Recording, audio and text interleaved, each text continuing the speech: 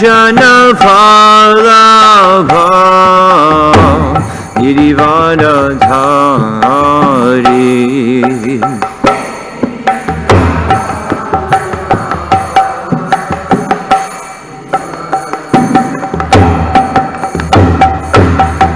Yashodhanandana Vraja Jana Ranjana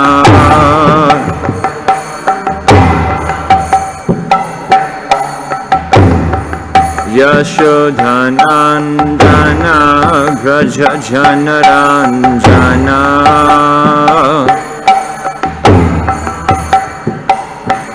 Yamunatira Vanachari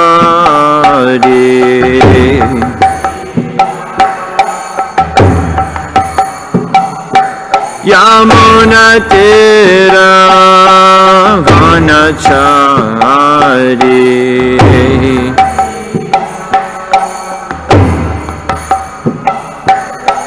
Jayarad Ramadava Kunja Bihari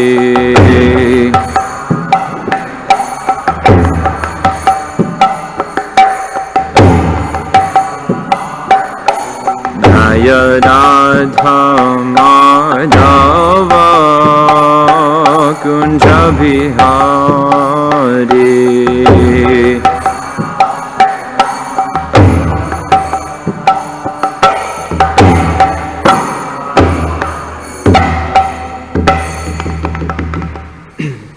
Jayam Vishnupad Paramahamsa Parivrajacharya Ashtota Dashata Shri Srimad His Divine Grace A.C. Bhaktivedanta Swami Srila Prabhupada Ki Jai. All glories to the assembled devotees, all glories to the assembled devotees, all glories to the assembled devotees, all glories to Sri Guru and Sri Gauranga. Om Namo Bhagavate Vasudevaya Om Namo Bhagavate Vasudevaya Om Namo Bhagavate Vasudevaya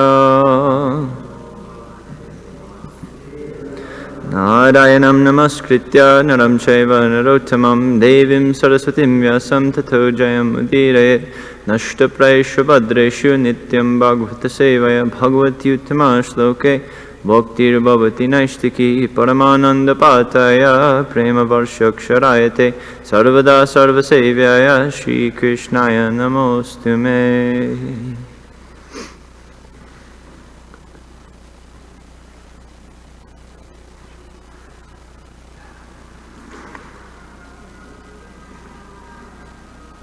So, we're reading from Canto 10, Chapter 15, and we're doing 9 through 12. So, I think it's number 12 that's on the board. So, I'll just read, I guess, how do I do this? I guess I'll just read through until the Sanskrit for text 12, and then we'll responsively do that. So I'll read the translation for text 9 and the Sanskrit myself, and then when we get to text 12, we'll do the Sanskrit together, then I'll read the translation for that. Shri Shuko Vacha Evam Vrindavanam Srimad Krishna Prithamana Pashun Reme Sancharayannadhre Saridhodha Susanuga. Translation. Shukadev Goswami said, thus expressing his satisfaction with the beautiful forest of Vrindavan and its inhabitants, Lord Krishna enjoyed tending the cows and other animals with his friends on the banks of the river Yamuna below Govardhan Hill. Kochit gayati gayatsu madandalishvanu vratai upagiyamana charita pati sankarshananvita anujalpati jalpantam kalavakyai shukam kochit Kochit savalgakujantam anukujati kokulam Kochitcha kalaham sanam anukujati kujitam Abhinityati nityantam bardhinam hasayan kochit. So we can do this responsively. Megha gambiraya vacha Namabir Dhurangan Pashun Kochid Avhayati Pritya Go Gopala Manoghyaya Meghagambiraya Vacha Namabhir Dhuragan Pashun Kochid Avhayati Pritya Go Gopala Manoghyaya Meghagambhiraya Vacha Namabhir Dhuragan Pashun Kochid Avayati Pritya Go Gopala Manoghyaya. Please chant. Megagambiraya Vacha Namabhir Dhuragan Pashun Kochid Avayati Pritya Gopala Manoghyaya Megagambiraya Vacha Namabhir Dhuragan Pashun Kochid Avayati Pritya Gopala.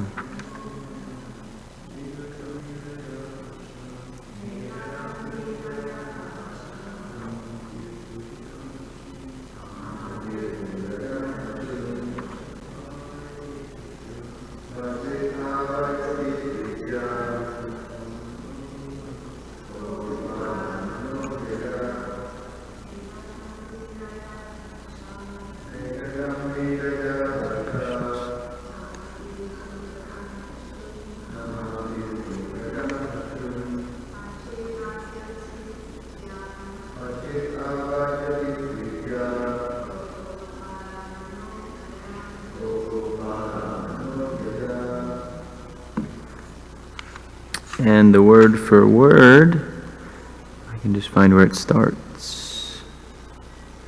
Megha, like clouds. Gambhiraya, grave. Vacha, with his voice. Namabhi, by name. Dhuragan, who had strayed far away. Pashun, the animals. Kochit, sometimes. Avayati, he calls. Pritya, affectionately. Go, to the cows. Gopal, and the cowherd boys. Mana Gyaya, which voice charms the mind. In the translation, sometimes the honeybees in Vrindavan became so mad with ecstasy that they closed their eyes and began to sing. Lord Krishna, moving along the forest path with his cowherd boyfriends and Baladev, would then respond to the bees by imitating their singing while his friends sang about his pastimes. Sometimes Lord Krishna would imitate the chattering of a parrot, sometimes with a sweet voice, the call of a cuckoo, and sometimes the cooing of swans. Sometimes he vigorously imitated the dancing of a peacock, making his cowherd boyfriends laugh. Sometimes, with a voice as deep as the rumbling of clouds, he would call out with great affection the names of the animals who had wandered far from the herd, thus enchanting the cows and the cowherd boys. And the purport by the disciples of His Divine Grace, A.C. Bhaktivedanta Swami Srila Prabhupada ki jai. Srila Sanatana Goswami explains that Lord Krishna would joke with his friends, saying, "Just look, this peacock does not know how to dance properly." Whereupon the Lord would vigorously imitate the peacock's dancing, causing great laughter among his friends. The bees in Vrindavan would drink the sap of the forest flowers, and the combination of this nectar and the association of Sri Krishna made them mad with intoxication. Thus they closed their eyes in ecstasy and expressed their satisfaction by humming. And this humming was also expertly imitated by the Lord. Om Jnana Timirandasya Jnananjana Shalakaya Chakshur Unmilitang Yena Tasmai Shri Gurave Namaha Shri Chaitanya Manobishtam Stapitam Yena Bhutale Swayam Rupa Kadamayam Didati Swapadantikam. Hey Krishna Karuna Sindhu Dina Bandha Jagatpate Gopesha Gopika Kanta Radha Kanta Namostute Tapta Kanchana Gaurangi Radhe Vrindavaneshwari Vrishabhanu Sute Devi Pranamami Hari Priya. Namo Om Vishnupadaya Krishna Prashtaya Bhutale Srimate Bhaktivedanta Swami Niti Namine Namaste Saraswati Deve Gauravani Pracharine Nirvishesha Shunyavadi Paschatya Deshatarine Vanchakalpatarubhyascha Kripa Sindhubhyevacha Patitanam Pavanebhyo Vaishnavebhyo Namo Namaha.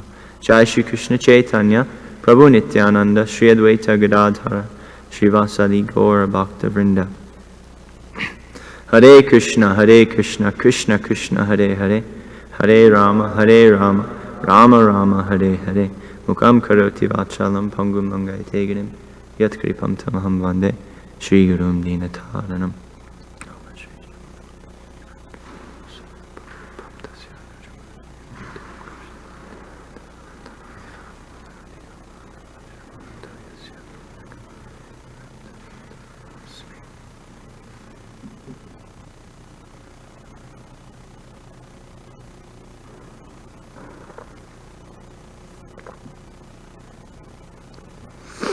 So, Hare Krishna, here we are at the outset of the Dhenukasura Leela. So I thought to summarize a little bit the beginning of this chapter as we've heard it in these last 12 verses. But before I do that, I wanted to briefly explain the significance of the progression of the Bhagavatam, because we're coming into the apex of what the Bhagavatam is offering and what Sri Shukadeva Goswami is giving to us. And so there's one verse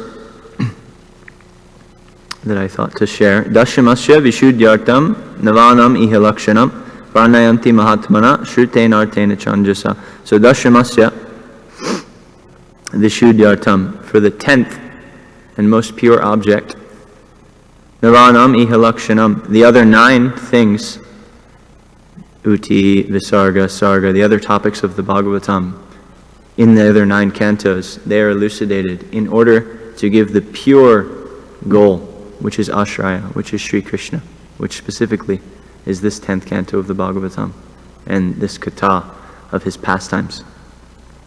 Varnayanti Mahatmana, the great souls, they've taken and they've categorized these things in such a way and explain them with explanations from the Shrutis and Artha by other means, so that they could completely elucidate the understanding of who Krishna is, so that we could understand what Krishna does, why he does it, what his motivations are, and ultimately so that our consciousness can be enveloped in love for Krishna. Because at some point, the sadhaka's goal is to enter into these pastimes, and it's a very high thing, but give up the understanding that Krishna is God. And so that, being so high, it requires a deep understanding of Krishna's nature as God in order to get there. And so, Sri Shukadeva Goswami, he didn't spare, or he didn't hasten the process one bit, in that he gave the other 9 cantos something like 9,000 verses. The first 9 cantos, they comprise half of the Bhagavatam. 9,000 verses explaining this in detail, explaining all of the tattva, so that we could understand these things, and so that we could understand this 10th canto. And I thought this was interesting because this never recedes in the mind of the acharyas and in their teachings, because it's so important to get this right. If you have a solid foundation, then you can go very far. But if you don't have a solid foundation, you can't build very high. If a skyscraper is built on a shaky foundation, that skyscraper will come down, probably before it even gets halfway to where the architect means to build it. So this brings to mind for me a story that I heard about the Dasharavatar Stotram of Jayadev Goswami. So it's kind of peculiar that in such a high book as Gita Govinda, which is pretty much our highest literature, or one of the highest literatures that we have access to, that has been manifest. In that book, which is it's just purely an explanation of rasa, it just kind of juxtaposed in there these verses that glorify the opulence of God, glorify Krishna's different incarnations, and his pastimes that many Rasik Vaishnavas, or people who claim to be Rasik Vaishnavas, wherever they may stand, they would snub their nose at these things and say, this isn't for me to hear. I'm beyond this. This isn't part of my sadhana. But lo and behold, we have it. The Dasharavatar Stotram is there in the Gita Govinda. And when I heard the story of why, it was very intriguing to me. Jayadev Goswami, he wrote the Gita Govinda, and then he also taught it to a select few students. And one of those students was a young prince named Lakshman Sen. So this young prince, he had gone to Jayadev Goswami and he had started taking lessons from him. And Jayadev started to teach him Gita Govinda, because he teaches to the capacity of the student, but to some degree he also teaches what he knows and what he's absorbed in. So he began teaching this young boy, this young prince, Gita Govinda. People were more qualified back in the day than we are here in this particular part of Kali Yuga. But at one point, while describing one very esoteric detail of the rasa between Radha and Krishna, Jayadev Goswami thought, wait, I have to give this boy the tattva. He has to know, because he can't make a mistake. What I'm describing is so intimate and so detailed and so deep. He can't make the mistake of thinking that Krishna is just a normal person. That will be his ruin. If he thinks, oh yes, I can be like Krishna, like we hear the professional Bhagavatam reciters that Prabhupada would speak so heavily against, and the sahajas that are out there, that they reenact Krishna's leelas, and then they present themselves in such a way that, oh yes, I'm Krishna and you are my Radharani, to some innocent village girl. These things, they go on. It's there. And so Jayadev Goswami thought, I have to protect him from this. And so spontaneously on the spot, he taught Lakshman Sen this Dasharavatar Stotram. It came out because he was such a kavi.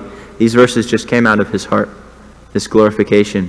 And basically the purport of that song is that this Vamana, this Matsya, this person who took this Jai Jagadish Hari, this Hari, he took the form of Buddha to bewilder the atheist. He took all of these forms. That is the same person that you're hearing about here.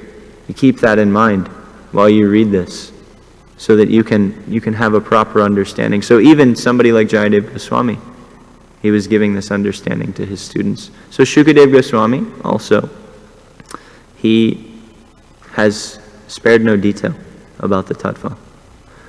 But now, we're here. We're in the 10th canto. We've heard, we've read. If we haven't read and somehow we're hearing it in the Bhagavatam class, then that's our great fortune. But this is where we are. We're leaving the realm of God as God. We're now entering the realm of God as sometimes the servant of his servants, as Krishna in Vrindavan. He gets beat by the cowherd boys in wrestling. He loses arguments. He gets chastised by his mother.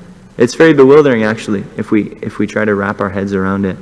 It's a very amazing, sweet, and beautiful thing, what we have an opportunity to hear about here. Because this is God's highest ecstasy, that I don't want to be God. I don't need everybody worshiping me. It's actually a very lonely place. Therefore Krishna says, or Chaitanya Mahaprabhu, Sri Krishna Chaitanya, he says in the Adi Leela of the Chaitanya Charitamrita, he said, this love that's tinged with awe and reverence, I don't really gain so much from it. It's what's the word I'm looking for? It's hindered by this awe and reverence, because it's a very lonely place to be God. Everybody worships you, but They only worship you. There's nobody to be a little fraternal with. There's nobody that will transgress anything as far as etiquette and rules. If you hear about the descriptions of Vaikuntha in the Brihad Bhagavatamrita, it's Lord Vishnu, and Lakshmi is serving him, and Bhudevi is serving him, and all of these other people, they're serving him, but they have a very strict etiquette in the way they approach him, and there are things that they just can't conceive of doing, and everything is very ordered and very nice, and it's ecstatic. It's a certain type of prema. But there's something higher. There's something much, much higher, where Krishna actually gains his enjoyment, where Krishna actually gains the deepest sense of satisfaction. This is what the Vrajvasis are able to offer. And so, this is what we're hearing. And just to underscore how high this is, which, again, when we contemplate these things, rather than just read through them, kind of like vanilla translations, and just, that's also good because we're hearing the Bhagavatam, but when we contemplate what the depth of this scenario that we're in, that we happen to be looking at, and have the grace to see. When we contemplate it, it's really mind-blowing. Actually, even the writer of this Bhagavatam, the writer of the 10th canto, Sri Shukadeva Goswami, as the speaker, he has such an elevated grasp of the subject that Vyasadeva, who wrote the Bhagavatam, he went to him to hear it. Narada Muni, who ordered that it be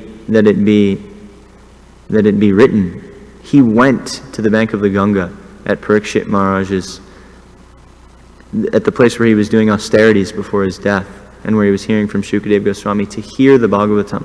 Because this is so, so deep. Actually, in one of the Puranas, Lord Shiva speaks kind of a bewildering verse. Vyasaveti na veti va. Aham veti Shukaveti vyasaveti na veti va. That I know, this is Lord Shiva speaking, I know, Shukadeva Goswami knows, Vyas, he may know, or he may not know.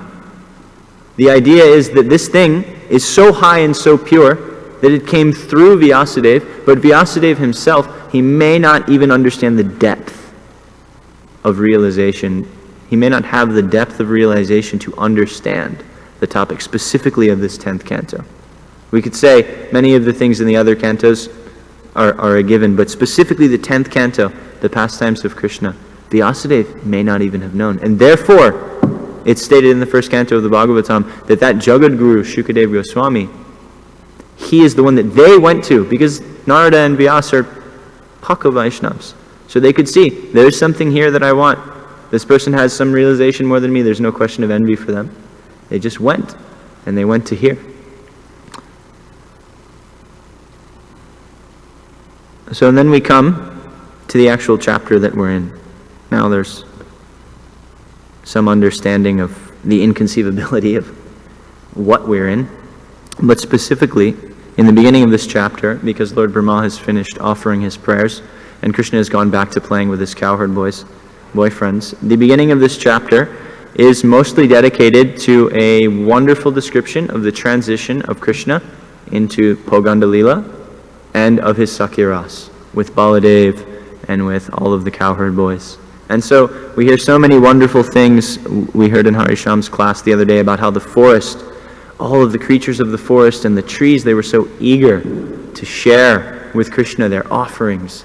Because when you think about it, if you understand the way it works, when Krishna is calf herding, when he's taking care of the calves, he can only go to a certain distance outside of Nandigal. He can only go a certain distance away from the village where he lives, because he's still young. The calves, they don't walk so far, they don't have such strength. But when Krishna starts herding the cows, starting from Gopastami, he can go much further. He can go to Govardhan, he can go to all these different places in Vraj. He can start exploring Vraj. And so naturally the residents there, the trees, the birds, the creepers, the deer, maybe the deer and the other animals, they could walk to wherever Krishna was. But the trees and the creepers and the plants, some of the smaller animals, they were so excited that now Krishna is going to come to my home. Now Krishna is going to come to where I am. I'll get to see Krishna. And they were so very, very excited. So we hear this, and then we hear this kind of wonderful explanation, which our acharyas, they say, is very much in hasyaras. Hasyaras means joking. In sakyaras, hasyaras is very much at the forefront. Buddies joke. But good buddies can pass 10 or 12 or 15 or 40 hours just cracking jokes with each other. So this is what Krishna and his cowherd boyfriends do. Practically their whole day is just a big joke. We were hearing from, Devaki Nandan Prabhu. He said that he was a cowherd boy when he was young. And he said, yes, it's very nice because when you herd cows, actually they do most of the work because cows are very smart. So one time you take them where they need to go, and then every day after that they know where it is. They kind of just walk there. And even if you have to lead them there, definitely they know their way back. So actually, as a young cowherd boy, you just joke with your friends, and you take lunch, and you're just playing games all day. So this is what Krishna is doing. If it's even like that in the material world, which is usually much harder than in the spirit, we can imagine the level of frivolity and joking and fun that Krishna was having with his friends. And so as they're walking, Krishna, he tells Balaram, he starts to glorify Balaram. And he says, oh, Balaram, you are so amazing. You are giving your mercy to everyone. And now all of these trees and plants are going to see you, and the bees, they're going to taste the nectar of seeing you. And everyone will see you, and it'll be so wonderful. And he gives, from verse 5 to 8, he gives this very nice glorification of Balaram. But we should understand also this is in Hasyaras. In some way, he's cracking jokes. He's making the cowherd boys laugh. He's making Baladev laugh and chuckle at this glorification. It's very much in Hasyaras. But the thing of it is, and I found it very nice that this came up, because I remember the other day in Harisham Prabhu's class, there was that little kind of discord about whether or not there was Kaishor Leela or Poganda Leela.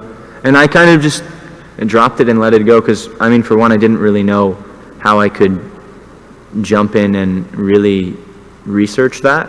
And I had heard something about Krishna aging a little faster than normal people, because exceptional personalities, it said that they age at 1.5 times the rate. So it wasn't a complete understanding, but it was enough for me, and I just went on with what I was studying. But when I was looking at this verse today and studying, actually the answer came. That in verse 8, Sri Vishwanath, he explains that from verse 1 until verse 8, the description of Poganda Leela is there. And then, beginning in verse 9, with the word evam, which means thus. So, here we go. Evam Vrindavanam Srimad. So, thus expressing his satisfaction with the beautiful forest of Vrindavan and its inhabitants. So this word thus, it indicates a transition. And that transition indicates Kaishor Leela. So, from those first verses, we can understand that something like 2 or 3 years, because like I said, Krishna ages at 1.5 times the rate of other people, because he's not normal, he's exceptional. Same thing with Srimati Radharani. And like this, Krishna is actually, he's in the consciousness of someone at 8 or 9, which is the time that elapses in the explanation of these verses. He has the consciousness of an 11-year-old, which is Kaishor Leela. So that was a nice reconciliation of that. And then it transitions, because the reason that the Thakur says that is it transitions into an explanation of Krishna's yearning, which comes with Kaishor Leela. His yearning, his desire, yearning. And so, after this description of Poganda, which we hear, which is summarized in these quick verses, which it's fitting, because what these verses are doing is they're elaborating on what Krishna does with his friends during that time, and then naturally the progression happens. So the Leelas that take place after this, they're actually in Kaishor Leela. But during Poganda Leela, as is elucidated here, Krishna and Balaram are completely inseparable. And Krishna's main feature, his main focus, is to meditate on the cowherd boys and to be with the cowherd boys. Not to meditate, but to think about. He's a young boy. He just wants to go play with his friends. He starts to want to run away from his house early in the morning. Oh, mother, I don't have time for this. I don't have time for you're taking too long to bathe me. And, I don't mind what we eat. Will you just make something fast, because I want to go herd the cows with my friends. He's inseparable from Balaram and the cowherd boys. This is Poganda Leela. But the thing is even though it's been quite fast, it was covered in 11 verses, or 8 verses. As Kaishar Leela approaches, his mind takes a turn towards something else. He starts to think about his desire to be with the damsels of Vraj. He starts to think about the gopis, and he starts to think, that's where I want to be. Because this is the mark of Kaishar Leela.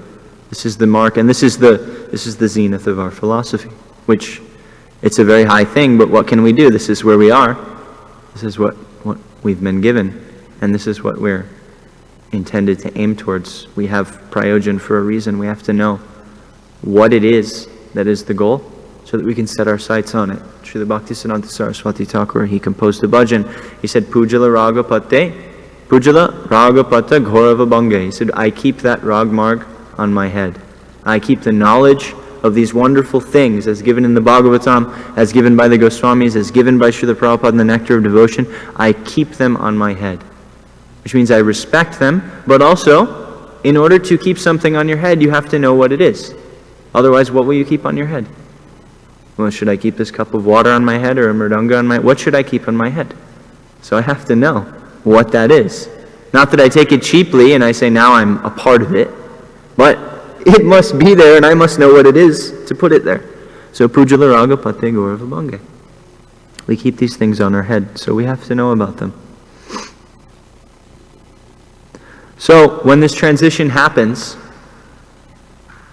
Krishna, he's no longer able to be as absorbed in his leelas with the cowherd boys as he was before. Before, it was just Balaram and his friends. Now, when he's with Balaram and his friends, his mind is elsewhere. And there's an interesting principle that's outlined in the Vedas, which we also speak of a lot in Western psychology and Western philosophy. And the Sanskrit for this is Atmavan Manyate Jagat. So, generally, we take this, in one way that it's explained, is that somebody who's very critical, a thief, he always thinks people are trying to steal from him. Somebody who's a hypocrite, he sees hypocrites everywhere else. Somebody who is a liar, he thinks everybody is lying to him. We see in the world what is actually in our consciousness. But another way that this phrase can be taken is that which is in our consciousness will come out in our experience, and it will come out in our actions. In other words, somebody can be known. Somebody's consciousness can be known by what they do. Therefore, when we see, there's actually a science behind knowing if someone is lying. There are certain bodily tics that you will exhibit. And if you know 10 or 15 of these, when you speak to people, if you see that they constantly, whenever they say a certain thing, they constantly scratch their face or they avert their eyes, you can know what's in someone's consciousness by what is coming out of them. Atmavan Manyate Jagat. So Krishna also, we can see through his actions that he's transitioning into this interest and he's no longer able to be so absorbed. So in text 8, in the final line, Krishna's making jokes here. Again, our acharyas say from verse 5 to 8, these are jokes. He's glorifying Balaram, but he's doing it it's a sweet way. They're sweet jokes, but they're jokes. They're meant to make the cowherd boys laugh. Oh, Balaram, you're so great. You're so amazing. This is so wonderful. You're giving your mercy to all of these trees and all the bees and all the creepers. And all the boys are laughing. Haha, it's funny and it's sweet and it's, oh, Balaram, yes, you're the best. But then, Atmavan Manyate Jagat. What's in Krishna's consciousness manifests itself externally. So he says, Gopyan Tadena Bhujayor Apiyat Spriha Shri. He says, O Balaram, you give your mercy to the cowherd women of Vraj by holding them in your arms. And by that touch they get your mercy. This is said as a joke. But the thing is, after Krishna says this, he can't get it out of his head. Our acharyas, they explain that he says that, and then he's completely, afterwards, jokes are over. He's still there with the cowherd boys, but now his mind is somewhere else. He's thinking of the gopis. And he's wondering, how can I go see them? Because, again, this Kaishar Leela, it started. And he's wondering, what? This is what I want. This is where I want to be. So he has this desire, but now he's stuck. Because he's with his devotees, he's with the cowherd boys, but he doesn't really want to be there. He can't give himself fully to that because his desires are elsewhere. Now, an interesting thing that I just wanted to bring up before this isn't a single occurrence. This happens to Krishna a lot. We hear in the Bhagavatam of one other time that it happens. There's a beautiful verse that's often quoted. In the 11th canto, Krishna is speaking to Uddhava, and he says, Na tata me priyatama, atma yonir na shankara, na cha sankarshano na shrir, naivatma chayata bhavan. So what this means is, O Uddhava, Lakshmi is not as dear to me. Shankara, Lord Shiva, my great devotee, Vaishnavanam Yata Shambhu, he's not as dear to me. Sankarshan, my own brother, he's not as dear to me. Brahma, he's not as dear to me. None of these people are as dear to me as you are. Bhavan. Bhavan in Sanskrit, it's a very, very sweet and respectful term. If you ask someone to do something and you call them Bhavan, it means like you have very, very deep regard for them. It's like Aap. Aap is a little respectful in Hindi, but like you say, Aap ka naam kya hai? Aap means like, it's the respectful way to address someone. But our acharyas, they explain that this word Bhavan was an accident. That actually, this verse was supposed to be Naivatmacha Yata Bhakta. Bhakta, it's plural. It means all my pure devotees. They are more dear to me than Lakshmi, Sankarshan, Brahma, and Shiva. It was supposed to be a more, still sweet, but a much more formal thing. But it's said that Krishna got so lost in his rapt absorption on Uddhava's bhakti and his love for Uddhava that this word slipped out at the end. He said, Bhavan, you! I love you! You are my devotee. Atmavan manyate jagat. What's inside? It comes out. It comes out in the actions. It comes out. The heart speaks. The heart goes where it goes. So we hear like this. So this is happening to him.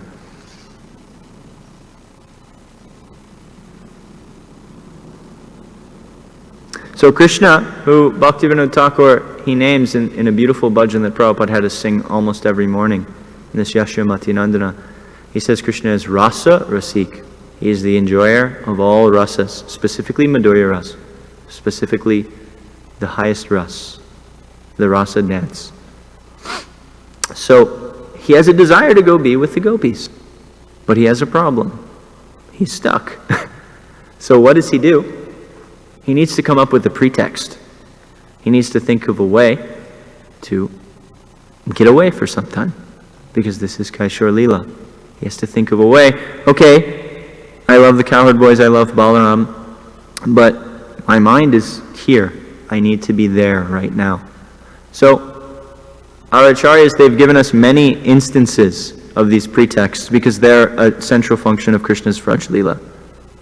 He's given many instances of these pretexts where Krishna leaves the cowherd boys or leaves some devotees seemingly, and we won't go into the tattva of what actually happens and the fact that Krishna actually has the capability to be with every devotee at once and everybody's always satisfied, because these are things that if we don't know them, we have to want to know them and come to an understanding of, so that we can better relish these things. But Krishna has pretexts where he leaves the cowherd boys so he can be with the gopis.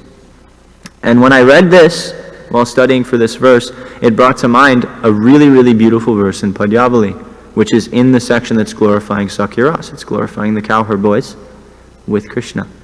And so this verse, it's in a very beautiful meter called Mandakanta. Yavad Gopal Madhuramulali Nadamata Mukundam Mandas Pandar Aha Sakalar Lochanar Apibanti Gavastavan Mashinayavasa Grasa Lubda Viduram Yata Govardhana Giridari Jonika Byantareshu.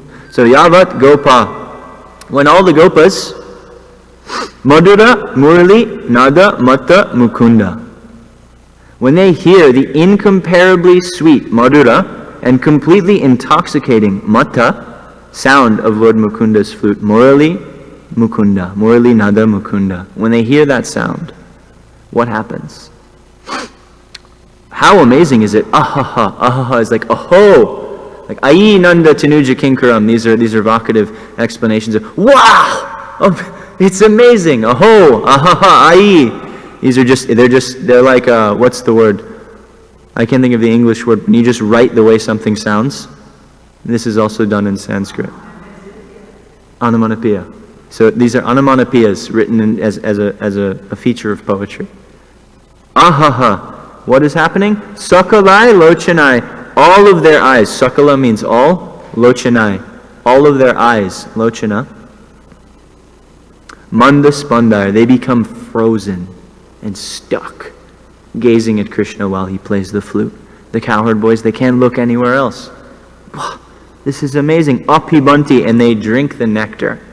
They drink the nectar of Krishna's form through their ears, the flute. They're just stuck. We've all heard narrations of what happens when Krishna plays his flute. It's pretty mind-blowing stuff. Tavat, then what happens? Gaba, a cow, lubda grasa, mashrina yavasa, eager to relish mouthfuls of the soft grass. Viduram yata. Viduram means very far. Yata means goes. He goes somewhere else, one cow. He wanders off. Where did that cow go? Govardhanagiri. He went to Govardhan Hill. And where specifically? Droni Kabyantareshu. He went to the caves of Govardhan Hill. Now, I found this interesting. When I first read this verse, because I went to a seminar on Padyavali, and I had this presented to me, and I was flipping through the book and really trying to meditate on the verses therein, especially the first half, because they're very, very, very poignant. I came across this verse, and it's in a place that is just before the glorification of the love of the gopis. And I was wondering, it doesn't make so much sense to me. Krishna's playing the flute. Everyone is mesmerized. How could one cow, wanting to eat some grass, walk away from that? And I remembered a verse from the Bhagavatam. We hear this. This comes in the Venu Gita. This is the gopis' glorification of the flute song. Kavascha Krishna Mukha Nirgata Venu Gita Piyusham Uttabita Karna Putai Pivantya Shavasnuta Paya Kavalas Mastastur Govindam Atmani Jashashu Kalash Prashantya. Using their upraised ears as vessels, the cows are drinking the nectar of the flute song flowing out of Krishna's mouth. The calves, their mouths full with milk from their mother's moist nipples, stand still as they take Govinda within themselves through their tear-filled eyes and embrace him within their hearts. So how can it be that one cow is, anyway, I've heard Krishna's flute before, I want to go eat some grass. Didn't make so much sense to me. I was wondering, and then we hear later, subsequent verses in that flute song, the glorification of Krishna's flute song, we hear that Krishna's flute is so powerful that the Yamuna freezes, that all the rocks, they melt, that the parrots, they're on a branch and they're looking at Krishna, and then he starts to play the flute and they invert, they fall off of the trees, but because they're stunned, their claws are grabbing onto the trees and they can't actually fall down and hurt themselves, but they just fall and they hang like bats on the branches. Krishna's flute song is so unbelievably powerful. Sometimes the flute song is so powerful that Krishna himself becomes bewildered by it, and then the flute has to take over and play some notes that bring Krishna back to consciousness and bring him back to the external, it's all internal, but bring him back to waking consciousness, so that things don't just stay pandemonium, that the rocks aren't melted and the rivers aren't frozen and the parrots aren't hanging like bats. The calves here, they're described that they have a mouthful of milk and they hear the song, they can't even swallow it. They're just stuck with a mouthful of milk. And they're crying. They're looking at Krishna, they're crying.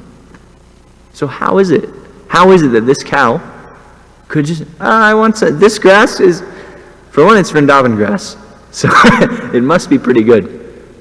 But he's thinking, I want some better grass than this. I'm going to go. I'm going to run off to Govardhan Hill. This is a pretext. This is Krishna orchestrating, or Yogamaya orchestrating an excuse for Krishna to go. And in the Bhagavatam, in the purport here to text 9, Srila Vishwanath Chakravarti Thakur, he explains that Krishna tells, again, not in this case, because the cow doesn't actually leave in the Bhagavatam, that's a separate instance, it's just a description of one of these pretexts. We don't hear the exact pretext here, But we do hear that Krishna tells Balaram, you stay here with the boys, and I will come later. You rest here, and then you go to the Yamuna, and you take lunch with them there, and you hang out with them, and I will come later. And this is possible actually because in Sakya Ras, just like there are in Madhurya Ras, there are certain devotees, our acharyas enumerate this quite deeply, who favor Srimati Radharani so much that they can be with Radharani and don't have to be in the direct presence of Krishna.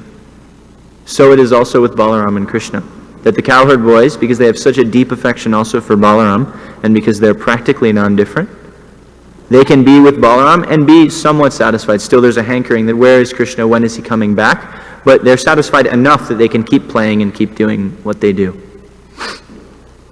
And so he tells Balaram, you go ahead, you go with the cowherd boys, and you hang out with them, and I will come later.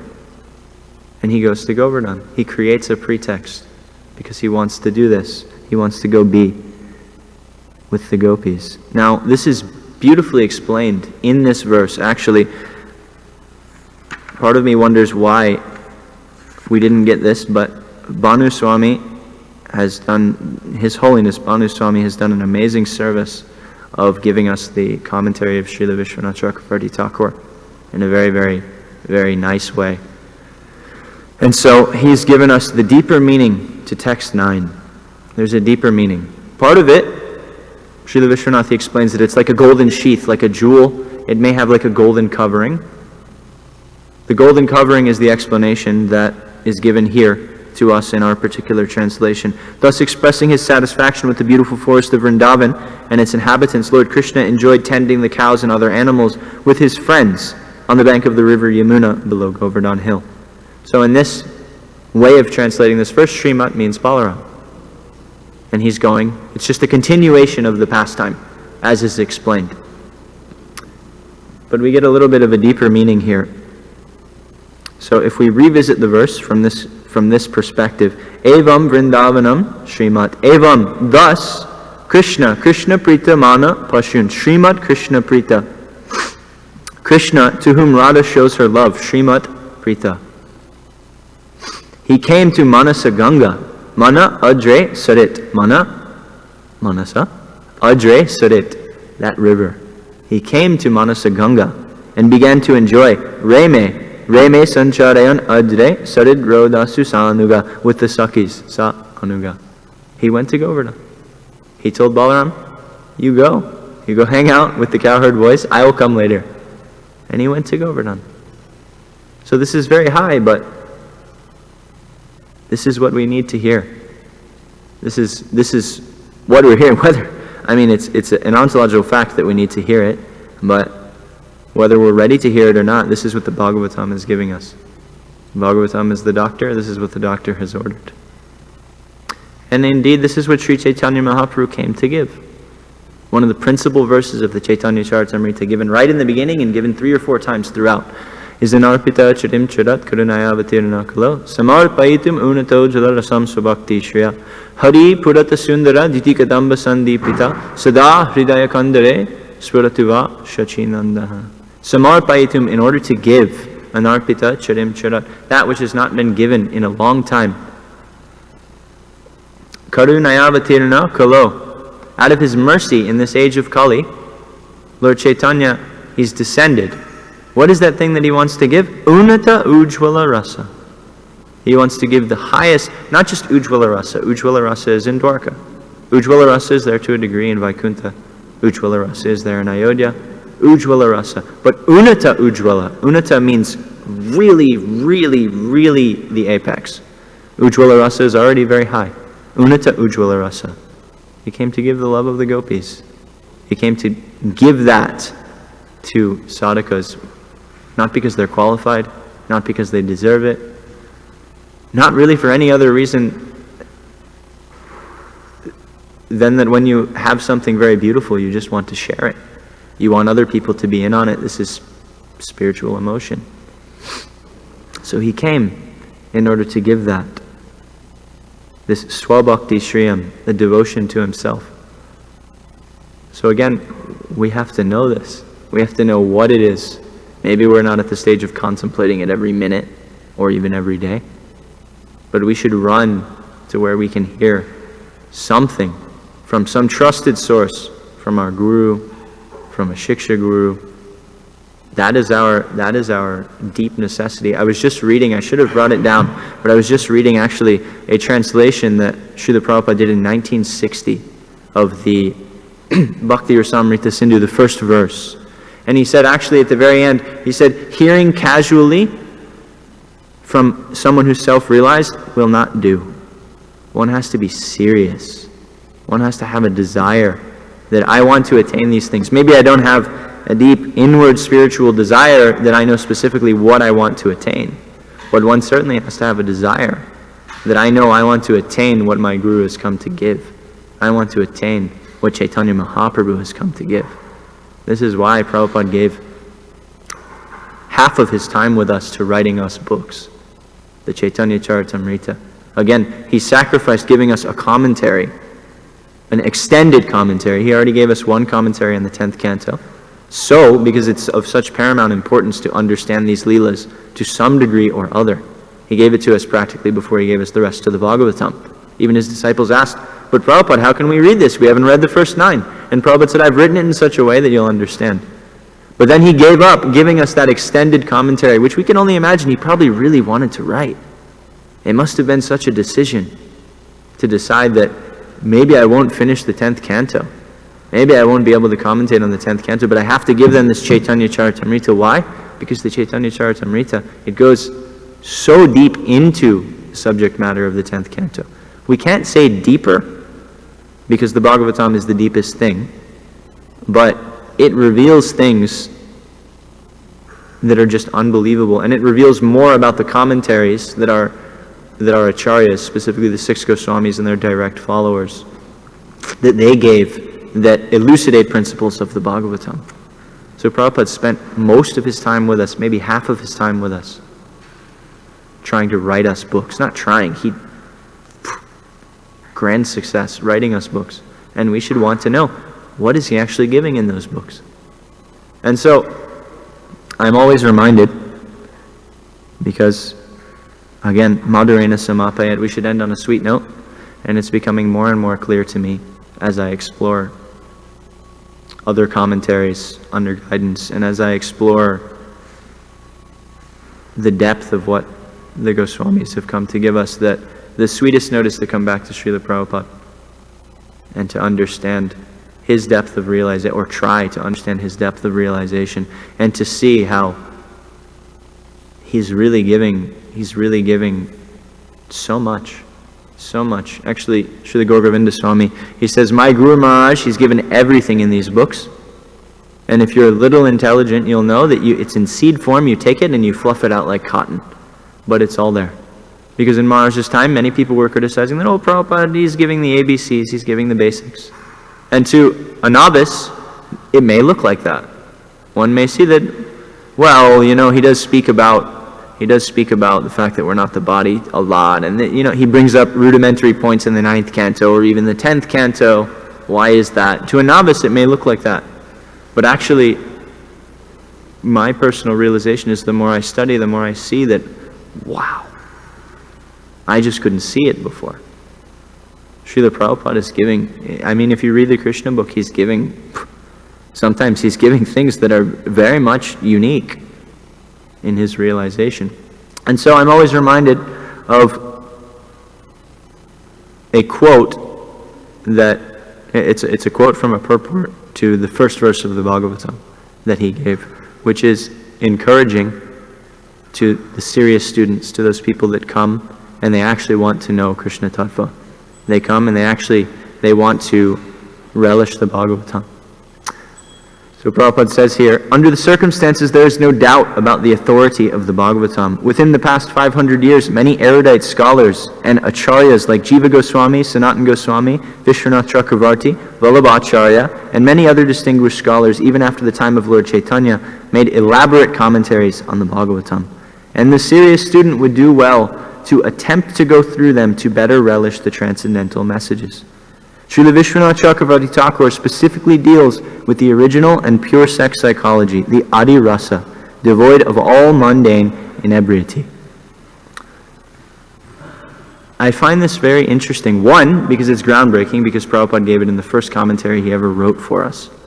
It's right there in the beginning. It's a big commentary, or it's a big purport, but it's the first one he wrote. It's something like that introduction to the Krishna book that it's just like, here you go, right from the outset. Here's the prayojan. Here's the thing. Here's what we're supposed to aim at. Pujala Raga Pate Gaura Vibhange. And two, I find it interesting that he doesn't use the word pure. He uses the word serious. Because it's not a matter of elevation. It may be a matter of elevation when we look from a rudimentary level to like a slightly intermediate level, to call oneself serious. But actually from the very beginning, why did we come to this path? Why did we come to bhakti? Why did we decide to take this up? Because we seriously wanted something different. Because we seriously wanted a change in our lives, and we wanted to taste real happiness. We may not have had any conception of Krishna, but some level of seriousness was there. This is what separates actually serious, real spiritual practitioners from the kind of New Age fluff that is out there in the world. Is every one of us, at some point, we decided, I will take up the austerities of this path because I actually want some results. That is seriousness.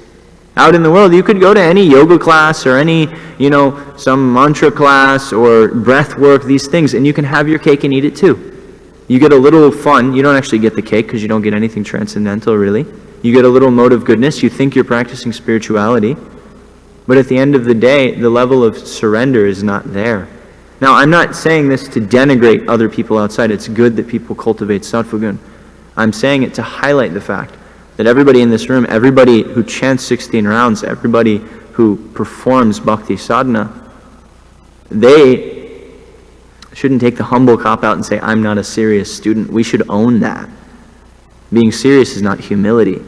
Being serious is just calling it what it is. I want to one day enter into Krishna Leela by the grace of my Gurudev. Unabashedly. That's what I want. I'm not qualified for it. Maybe it won't happen.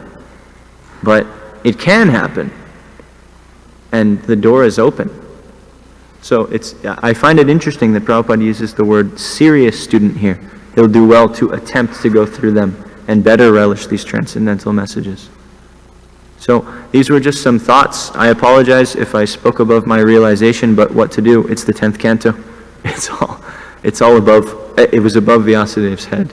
So what can we say? I'll leave you with the verse. Yadatra skalitam kinchit vidvamsa purayanti tat yad atra shoshtavam kinchit tad guru evame nahi. If you saw any faults here, then please, you're a learned assembly of Vaishnavas. You guys are serious students. Please correct me. And if you saw anything that you like, tad guru evame nahi. Know that it's my guru's and it's not mine. So, if there are any questions, comments, or especially corrections, please.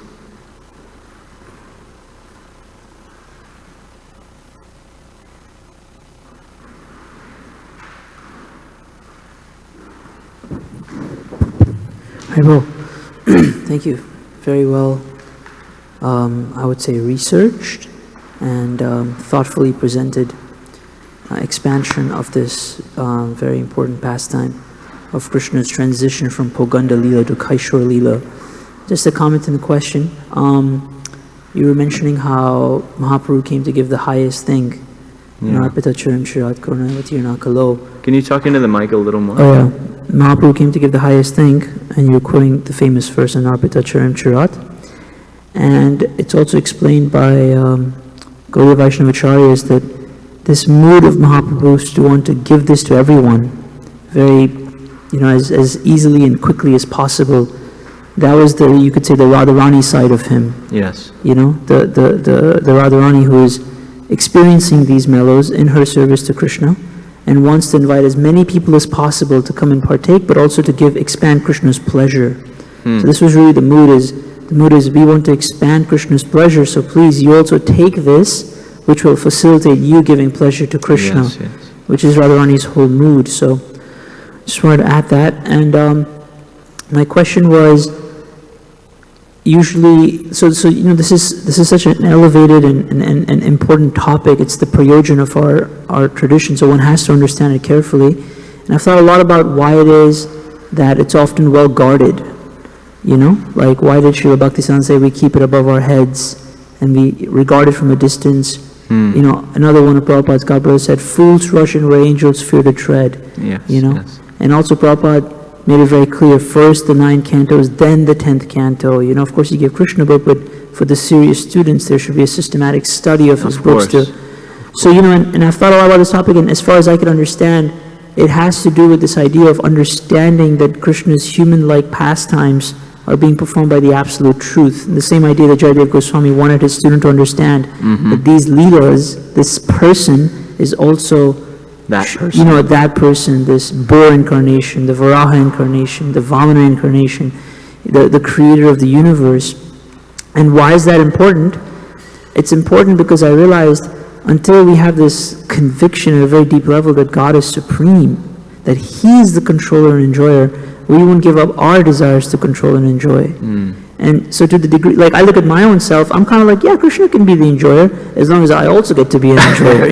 Like can't be the only enjoyer, the only controller. No, something for me and something for Him.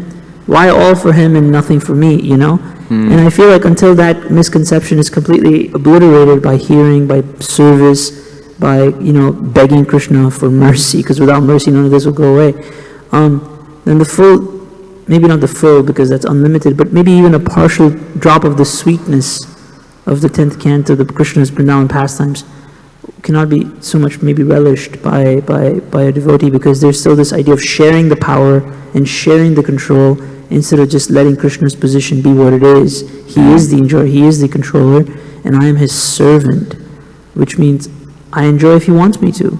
I get to control if He wants me to. Not, so anyway, I was just thinking if you could maybe help me with, like, how to gradually move in that direction of not sharing the enjoyership and the controllership, but letting Krishna just have it all. Because unless that foundation's there, how much can I really appreciate? I mean, I'll appreciate to some degree, right, from hearing and but at a deeper level, how much will I be able to appreciate his enjoyment of his pastimes, his coward boys, the other associates of Vrindavan? Maybe you could share some thoughts. I very much appreciate your thoughtfulness.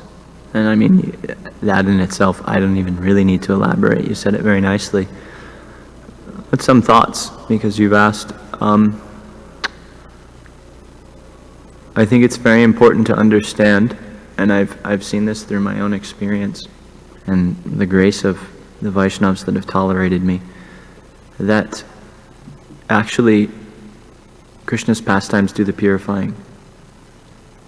That Krishna's pastimes, they do the purifying. So we don't rush in and we don't say, okay, Krishna's pastimes do the purifying, I'm going to go get Bhavanasara Sangraha. I'm going to go get Govinda Lilamrita. Let me go, let's get Gita Govinda. Bhanu Maharaj translated it. Let's do it. We don't do that. Some people may, if their guru says, you're good enough for that. I was speaking to one devotee, and he has a very elevated guru who is since passed, very dear disciple of Srila Prabhupada, and he told this devotee, yes, you can read that, yes, you can read that, read it. And basically the conclusion was from this conversation was that my guru told me to read whatever the heck I want. And that's okay, if you get that. But, so we don't rush, like you quoted this esteemed godbrother of Srila Prabhupada, fools rush in where angels fear to tread. We don't rush for the very, very high, super sweet nectar in our desire to, as you said, still kind of have that enjoying spirit, that I'll enjoy this. It's not really about Krishna. But at the same time, we should understand that Arta Pravritti is the real Anarta Nivritti. There's a reason Prabhupada gave us Krishna book very early. Because by practicing devotion under the guidance of a devotee who actually has purity, and beyond purity, he has taste in Krishna consciousness, and then also, by hearing these narrations, that removes the desire to enjoy separately. It removes it from the heart. If we only focus on removing that, then I think, as you said the other day, we just end up with an empty cup. I like this analogy a lot. We were speaking about this yesterday.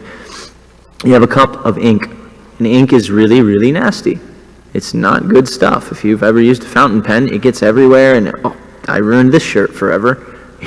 It's done. It's just not good. You get it all. You have to be quite an expert to use ink. It's generally a pretty gross thing. But if you take milk and you pour it into a cup, that ink will come out. And if you keep pouring milk, first a mixture of milk and ink comes out, and that's contaminated. And then the contamination goes down a little bit. And if you keep pouring milk, you keep pouring milk, you keep pouring milk, eventually you end up with a pristine cup of milk. This is our process. Srila Prabhupada told us this. He gave us this analogy. Arta pravritti is the real anarta nivritti. The real question is just whether you're doing it with guidance. We see young devotees, they run off and they say, okay, arta pravritti is the real anarta nivritti. Time to jump into the rasa, Prabhu. But if we do it with guidance, then that's our process. I guess it's an indication of the enjoying spirit. If I take that philosophy and I use it in my own way to institute my independence, then that's a problem. But as long as you don't do that, as long as you're a little humble and you have a guide above your head, then I don't think there's so much danger, The danger is if we don't have a guide. Because then we think, yes, I'm good. I will go to this Krishna myself. I'll figure it out. I can do that. That's a big problem. You'll just become bewildered. But if you have guidance and somebody to slap your hand if you do something wrong, then it's all very sweet, Ours is not a practice of guilt and damnation and these things. If you have guidance, if you follow the practice right, it's a little difficult to screw up because Krishna is very merciful. He's very merciful, and the Vaishnavas are even more merciful. So those are my thoughts. Yeah. Hare Krishna. I guess we'll end here, unless Subal Prabhu, if you have anything, or Mother Krishna Archana. No. Srimad Bhagavatam ki jai, Shri Shri Kishore Kishori ki jai, Jagannath Baladev Subhadra Maharani ki jai, Shri Shri Gaur Nitai ki jai, Srila Prabhupada ki jai. Gaur Bhakta Vrinda ki jai.